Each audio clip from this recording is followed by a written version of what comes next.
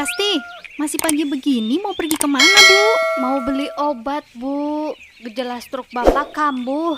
Pakai Habutop aja, Bu. Habutop itu apa, Bu? Habutop, obat herbal ramuan Arab yang lagi ngetop. Nih, Bu, suami saya pernah stroke 12 tahun.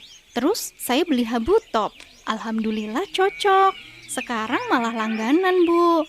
Kalau Ibu mau, saya masih ada 1 botol besar, Bu, di rumah. Habutop, obat herbal ramuan Arab, bentuknya kapsul.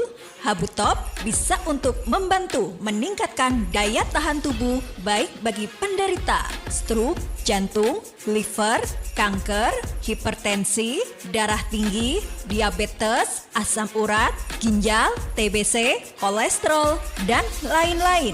Habutop sudah terdaftar di BPOM Republik Indonesia dan sudah mendapatkan sertifikat halal dari Majelis Ulama Indonesia, sertifikat internasional ISO 9001-2015, 100% alami, terbuat dari bahan berkualitas yang sudah teruji dan aman, tidak menimbulkan efek samping.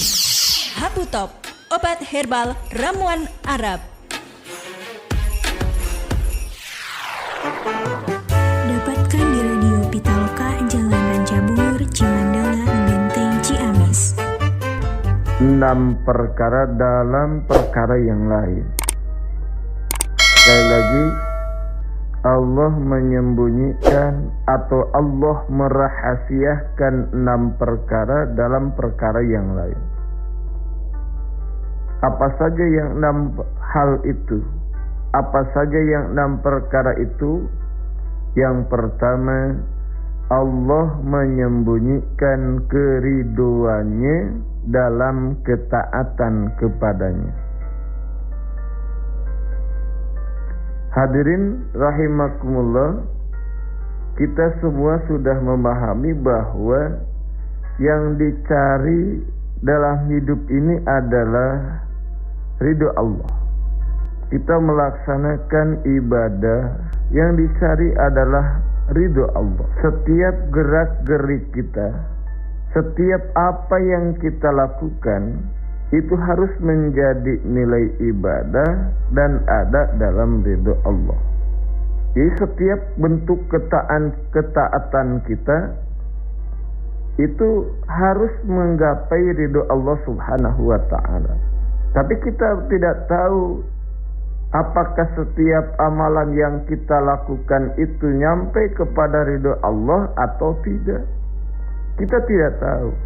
Itu dirahasiakan oleh Allah. Tidak semua bentuk ketaatan yang kita lakukan itu sampai kepada ridho Allah Subhanahu wa ta'ala. Mungkin ada pertanyaan, kenapa Allah rahasiakan keridhoannya ketika kita dalam melaksanakan taat kepadanya? Itu agar kita sebagai hamba-Nya bersungguh-sungguh dalam melaksanakan ketaatan ibadah kepadanya, sehingga tak sepantasnya bagi siapapun di antara kita meremehkan, menganggap kecil ketaatan kita kepada Allah, meskipun dalam hal-hal yang dianggap kecil oleh kita. Kenapa? Bisa jadi justru disitulah ada keridhoan Allah. Justru di situ kita mendapatkan keridhoan Allah dari amalan, dari ketaatan yang kita mungkin oleh kita dianggap kecil. Misalnya kita di bulan Ramadan, sekarang siang hari kita berpuasa, malam harinya kita sholat tarawih, ditopang dengan bacaan Al-Quran. Satu hari dapat sekian juz, infak, sedekah dan yang lainnya. Apakah itu ada jaminan sampai kepada keridhaan Allah semuanya? Belum tentu. Kita tidak tahu. Bisa jadi kita melakukan amalan yang sangat kecil dan dianggap kecil dianggap sederhana, tapi betul-betul kita ikhlas melakukannya, hanya berharap ridho Allah, bisa jadi yang sampai kepada ridho Allah amalan yang itu. Maka sekali lagi, kenapa Umar bin Khattab menyampaikan bahwa Allah menyembunyikan, merahasiakan keridhoannya dalam ketaatan kepadanya, itu memotivasi kepada kita agar kita senantiasa bersungguh-sungguh di saat kita melakukan ibadah kepada Allah. Jangan asal-asalan, lakukanlah yang terbaik, insya Allah. Hadirin rahimakumullah, itu yang pertama yang Allah rahasiakan. Yang kedua yang Allah rahasiakan adalah Allah merahasiakan kemurkaannya dalam kemaksiatan seorang hamba-Nya. Kita sudah tahu setiap bentuk kemaksiatan, setiap bentuk kedurhakaan itu pasti berhadapan dengan kemurkaan Allah, berhadapan dengan azab Allah, berhadapan dengan siksa Allah.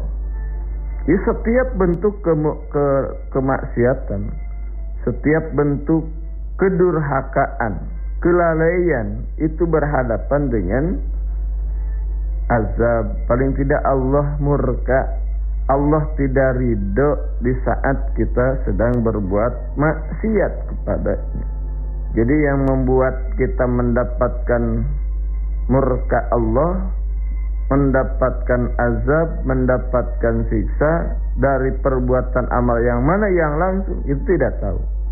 Allah rahasiakan. Kenapa?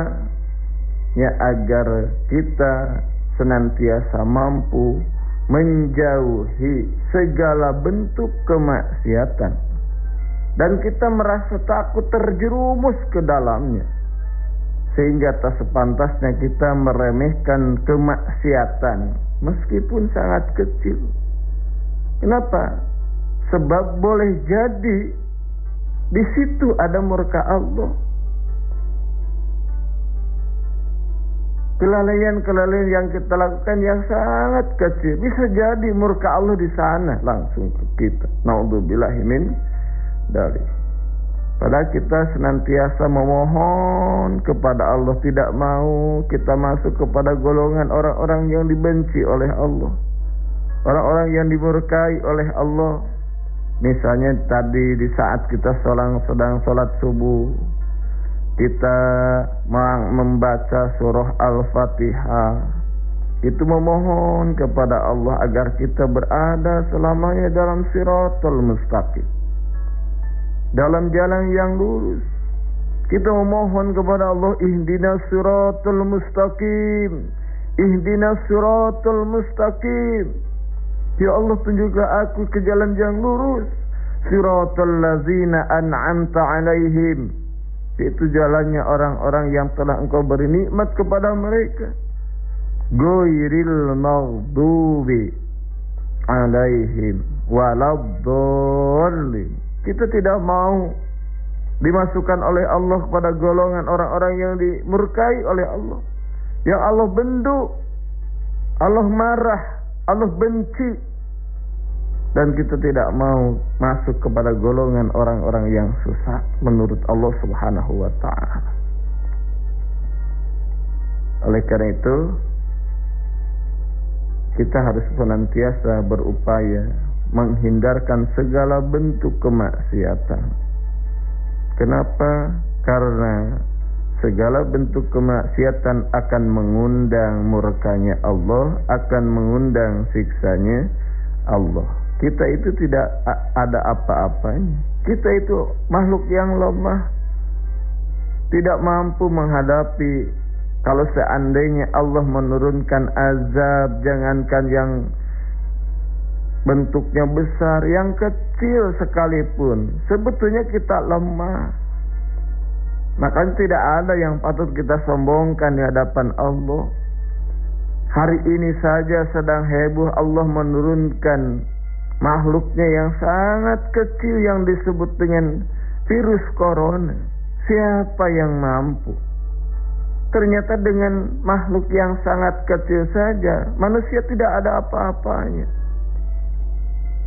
Ada orang yang sombong mampu membuat senjata canggih, ternyata tidak bisa dipakai untuk menghadang azab dari Allah, untuk menghadang cobaan dari Allah Subhanahu wa ta'ala.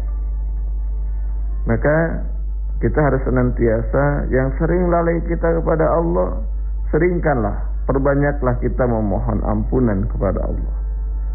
Minta kepada Allah agar kita senantiasa dihindarkan dari siksa. Paling tidak kita lantunkan, Rabbana la tu'akhidna in nasina au akhta'na. Rabbana wa la tahmil alaina isran kama hamaltahu 'alal ladzina min qablina. Rabbana la tu'akhidna in nasina au akhta'na.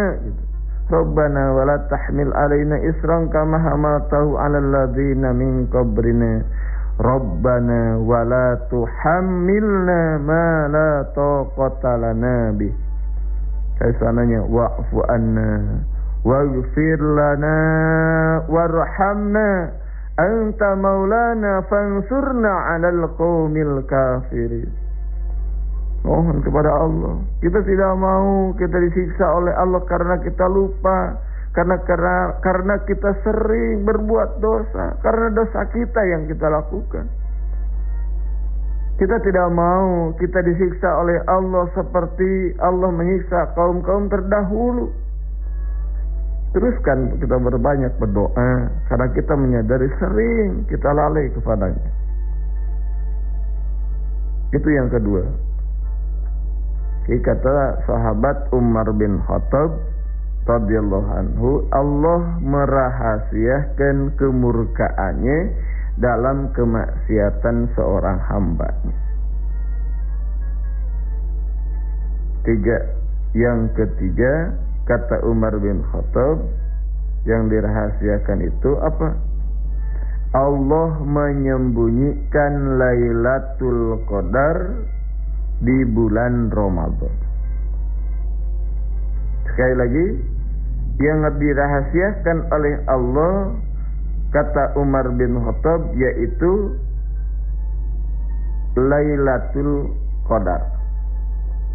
Allah merahasiakan Lailatul Qadar. Allah merahasiakan Lailatul Qadar di bulan Ramadan. Kapan? Tanggal berapa? Sebagian ada yang mengatakan di malam 17 Ramadan. Sebagian ada yang mengatakan fi asril awakhir, di 10 hari terakhir di bulan Ramadan, di malam-malam ganjil. Tapi ternyata kalau seandainya betul itu seperti itu, berarti enak tinggal memburunya. Yang pasti tidak ada kepastian tanggal berapa, malam keberapa Lailatul Qadar itu terjadi. Yang pastinya ada di bulan Ramadan. Kenapa Allah rahasiakan? Agar kita ada kesungguhan dalam menghidupkan seluruh hari pada bulan Ramadan. Di malam harinya Ihya'ul Lail, menghidupkan malam di bulan Ramadan. Seharusnya di bulan Ramadan malam harinya itu sedikit istirahatnya, dipakai kita munajat kepada Allah, memperbanyak interaksi kita kepada Allah Subhanahu wa ta'ala, memperbanyak kita komunikasi kita dengan Allah Subhanahu wa ta'ala. Salah Ihya'ul Lail, hidupkan malam. Misalnya salat tarawih, kita maunya teh yang tareh rapi, ingin cepat selesai. Menghadap kepada Allah, salat tarawih 23 rakaat atau 11 rakaat udah terasa berat, walaupun hanya 1 jam, hanya setengah jam.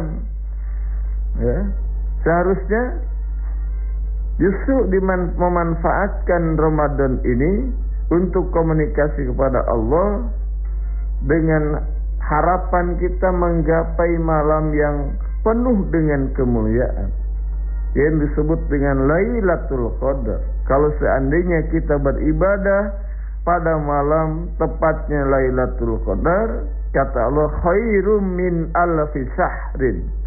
Kita beribadah satu malam itu lebih baik daripada 1000 bulan. 1000 bulan itu kalau dihitung kurang lebih 83 tahun 4 bulan. Satu malam perbandingannya lebih baik daripada 83 tahun. Subhanallah, luar biasa. Apakah kita mau mendapatkan itu? Maka bersungguh-sungguhlah mengisi di bulan Ramadan. Hari ini sudah masuk di 10 hari terakhir. Ihya'ul Lail, hidupkan malam di bulan Ramadan. Semoga kita menggapai yang disebut dengan Lailatul Qadar. Hadirin wal hadirat jamaah yang dimuliakan Allah Subhanahu wa taala. Selanjutnya, apa lagi yang dirahasiakan oleh Allah? Kata Umar bin Khattab, yang dirahasiakan oleh Allah adalah para wali Allah. Jadi para waliullah itu dirahasiakan oleh Allah. Siapa aja yang masuk kepada waliullah, wali Allah, itu dirahasiakan, kata Umar bin Khattab. Kenapa? Agar kita senantiasa menghormati setiap orang, agar kita tidak suka meremehkan orang lain, menganggap hina kepada orang lain. Sebab kalau seseorang sudah meremehkan orang lain, naudzubillah min dzalik, padahal bisa jadi orang yang kita remehkan, orang yang kita hinakan, bisa jadi itu adalah waliullah. Kan mungkin hari ini mudah-mudahan jangan sampai terjadi menimpa diri kita. Kita banyak berkunjung ke tempat yang sudah kena, itu merupakan yakin bahwa itu adalah para wali Allah, para waliullah. Tapi misalnya tempatnya jauh kita nyampe, sementara orang tua masih ada, tidak dimuliakan. Orang tuanya yang sudah tidak ada, lupa tidak mendoakannya. Padahal subhanallah, jangan sampai kita melupakan kepada ibu dan bapak kita. Setelah kita senantiasa menghormati, mengagungkan, takdim kepada para wali Allah, jangan lupa orang tua kita juga itu termasuk waliullah. Kalau orang bilang orang tua itu adalah wali Allah tanpa nama dan tanpa gelar. Coba aja kita yang siapa waliullah yang tahu. Mereka senantiasa memikirkan umat Rasulullah SAW, memikirkan umat Islam. Waktunya hanya sedikit untuk kepentingan dirinya. Hanya memikirkan kalau malam hari mungkin hanya sebentar, ya. Kalau malam hari mungkin hanya sebentar, ya. Malam hari sebentar tidurnya dipakaikan untuk memikirkan kita. Coba dengar, begitupun kedua orang tua kita. Coba kita lihat, kita ingat-ingat di saat kita masih kecil. Ya Allah, ya Rabbana, rela orang tua kita sedikit sebentar tidurnya, rela menahan lapar, yang penting anaknya kenyang, rela menahan ngantuk, yang penting anaknya nyenyak tidurnya, rela mengorbankan apa saja, yang penting anaknya sukses, anaknya bahagia. Bukankah itu perjuangan yang sangat mulia? Kenapa kita mendurhakainya kepada orang tua? Naudzubillah min dzalik. Makanya jangan lupa paling tidak kepada orang tua kita, baik yang masih ada ataupun yang sudah tidak ada, paling tidak pertama adalah doakan mereka. Allahumma ighfirli dunubi wali walidayya warhamhuma kama rabbayani shaghira. Minta ampunan kepada Allah dan minta ampunan untuk kedua orang tua kita. Minta sayangilah mereka ya Allah. Warhamhuma, sayangilah kedua orang tua kita, pada tua saya, pada orang tua kami. Sama rabbayani shaghira, seperti mereka menyayangi kami di saat kami masih kecil. Doakanlah mereka. Kalau orang tua yang masih ada, pastikan kita meminta maaf kepadanya. Pastikan minta maaf kepadanya dan minta doa terus-terusan dari mereka. Lakukanlah yang terbaik. Gembirakanlah hati kedua orang tua kita, insya Allah. Hadirin wal hadirat jamaah radio Pitaloka FM yang dimuliakan Allah Subhanahu wa taala. Selanjutnya, apalagi yang dirahasiakan oleh Allah, kata Umar bin Khattab. Selanjutnya yang kelima, yang dirahasiakan oleh Allah, Allah menyembunyikan kematian dalam umur kita. Allah merahasiakan kematian itu. Sampai kapan kita hidup di dunia, umur kita sampai kapan, itu tidak tahu. Yang namanya kematian itu dirahasiakan oleh Allah. Yang tahu hanyalah Allah Subhanahu wa ta'ala. Misalnya kata Allah, A'udzu billahi minasy syaithanir rajim. Innallaha indahu 'ilmus sa'ah wa yunazzilul ghaitha wa ya'lamu ma fil arham wa ma tadri nafsun madza taksibu ghadan wa ma tadri nafsun bi ayyi aradin tamut. Innallaha alimun khabir. Subhanallah.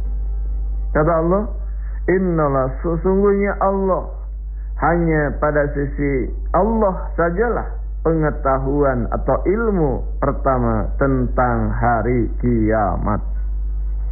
Jadi jangan coba-coba, yang tahu tentang terjadinya kiamat hanyalah Allah. Siapapun tidak ada yang tahu, jangankan manusia biasa. Rasulullah SAW sebagai utusan Allah tidak dikasih tahu kapan terjadinya kiamat. Yang dikasih tahu hanyalah tanda-tandanya saja. Selanjutnya kata Allah, yang mampu menurunkan hujan itu hanyalah Allah. Dan yang mengetahui apa yang ada di dalam rahim seorang ibu, laki-laki atau perempuan, itu yang tahu jenis kelaminnya hanyalah Allah.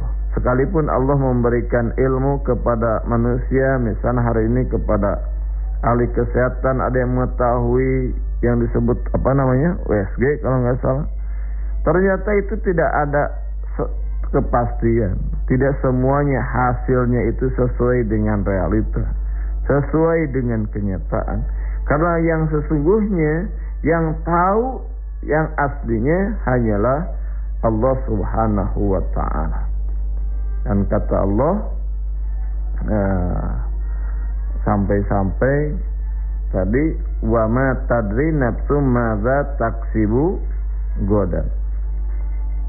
Kita tidak tahu apa yang akan dilakukan, diusahakan hari besok.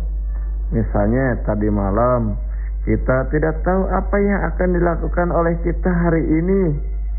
Walaupun sudah di planning dan sebagainya, itu tidak semua yang dilakukan, yang di planning, yang direncanakan itu mampu dilakukan.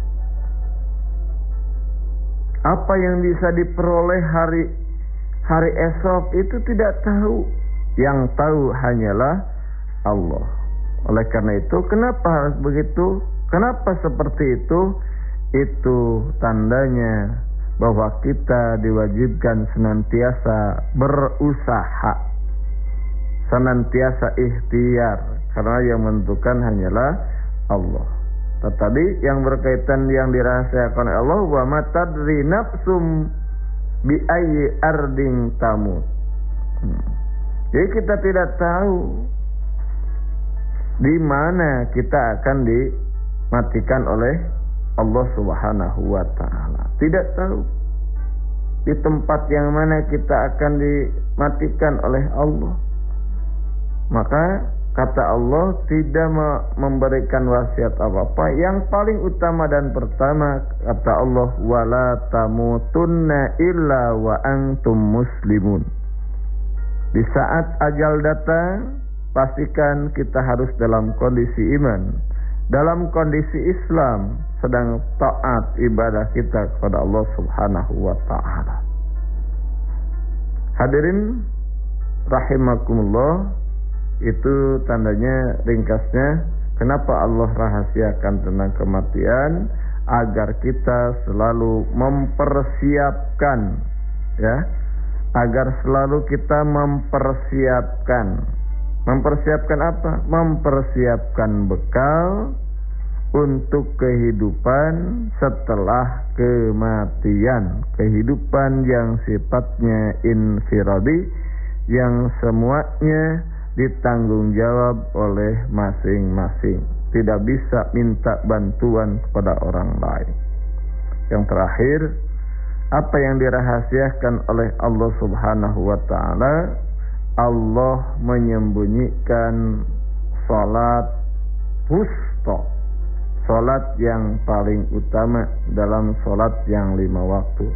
Hafidu ala salawati was salatil wusta wa qumu lillahi qanitin.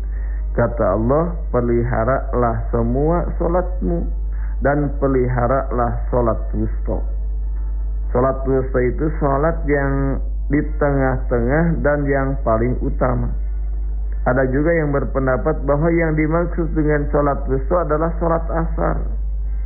Tapi menurut para ahli hadis, ayat tersebut menekankan agar semua salat itu dikerjakan dengan sebaik-baiknya. Soalnya di ujungnya, wa qumu lillahi qanitin, berdirilah untuk Allah, salatlah kalian qanitin, penuh dengan keseriusan, penuh dengan kehusuan, insya Allah. Oleh karena itu kita berupaya menjaga salat yang 5 waktu itu, utamakan salatnya berjamaah dan penuh dengan kehusuan, insya Allah. Karena kita sudah meyakini salat itu adalah salat, sebuah amalan yang paling utama, bahkan yang pertama nanti dihisab pada hari kiamat. Hadirin wal hadirat rahimakumullah, mungkin itu yang bisa saya sampaikan, semoga bermanfaat. Kurang lebihnya mohon maaf. Hasbunallah wa ni'mal wakil, ni'mal maula wa ni'man nasir. Wallahul muwafiq ila aqwamit thariq. Wassalamualaikum warahmatullahi wabarakatuh. Pendengar, berikut cerita dari salah satu konsumen pengguna Habutop. Assalamualaikum warahmatullahi wabarakatuh. Saya nama Eti Kusniati dari Cinta Harja, Kecamatan Cijenjing, Kabupaten Ciamis. Saya punya keluhan sakit sendi-sendi sama asam urat. Saya dengar di radio ada obat herbal Habutop. Saya nyobain habis 2 botol. Alhamdulillah sekarang ada kemajuan. Kepada para pendengar radio yang punya keluhan seperti saya, coba minum obat herbal Habutop Habu Top, obat herbal ramuan Arab yang lagi ngetop. Assalamualaikum warahmatullahi wabarakatuh. Demikian cerita dari salah satu konsumen pengguna Habu Top.